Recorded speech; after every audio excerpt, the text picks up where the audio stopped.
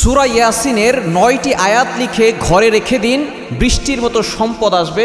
আল্লাহ পাক রব্বুল আলামিন রহমত দান করবেন, বরকত দান করবেন। যদি কারো ঘরের ভিতরে অভাব দূর হচ্ছে না, বিপদে পড়ে যাচ্ছেন, দুশমন ক্ষতি করার চেষ্টা করছে, দুশমন বিভিন্নভাবে ষড়যন্ত্র করছে আপনাদেরকে বিপদে ফেলার জন্য, অথবা আপনি অনেক বড় অসুস্থতার ভিতরে আছেন, যদি ঘরের ভিতরে সূরা ইয়াসিনের আপনি 9টি আয়াত লিখে ঘরে রাখতে পারেন, দেখবেন আল্লাহ তাআলা সকল ধরনের দুশমনের দুশমনি থেকে হেফাজত করবেন, হিংসুক চোখ থেকে হেফাজত করবেন, জাদুটোনা ব্ল্যাক ম্যাজিক থেকে হেফাজত করবেন।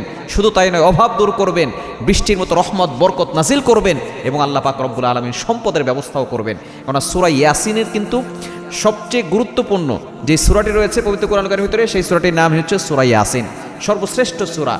হযরত আনাস রাদিয়াল্লাহু তাআলা তিনি বলেছেন যে নবী সাল্লাল্লাহু আলাইহি ওয়াসাল্লাম জানিয়ে দিয়েছেন সূরা ইয়াসিন হচ্ছে কোরআনের হার্ট।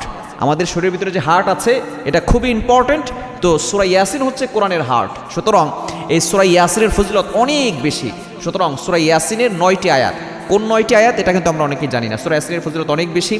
নবীজি সাল্লাল্লাহু আলাইহি ওয়াসাল্লাম জানিয়ে দিয়েছেন যে ঘরের ভিতরে সূরা ইয়াসিনের তেলাওয়াত হয়, ওই ঘরের অভাব দূর হয়ে যায়, ওই ঘরের বিপদ দূর হয়ে যায়, ওই ঘরে কোনো দুশমন ক্ষতি করতে পারে না, ওই ঘরে সকল মানুষ সুস্থতার ভিতরে চলে আসে, রোগ ব্যাধি আল্লাহ পাক রব্বুল আলামিন দূর করে দেন এবং সকল ধরনের রহমত বরকত আল্লাহ তাআলা নাজিল করেন। সুতরাং এই সূরা ইয়াসিনের প্রথম 9টি আয়াত আপনি বিসমিল্লাহির রহমানির রহিম লিখে এরপরে সূরা ইয়াসিনের প্রথম 9টি আয়াত, ওয়াজআলনা মিন বাইনি আইদিহিম সাদ্দাও ওয়া মিন খালফিহিম সাদ্দান ফাগশাইনাহুম ফাহুম লা ইবসিরুন, এই আয়াত পর্যন্ত 9টি আয়াত। এই 9টি আয়াত যদি আপনি লিখে রাখতে পারেন, দেখবেন আল্লাহ পাক রব্বুল আলামিন আপনার ঘরের ভিতর থেকে সকল অভাব দূর করবেন, বিপদ দূর করবেন, কষ্ট দূর করবেন, বালা মুসিবত দূর করবেন।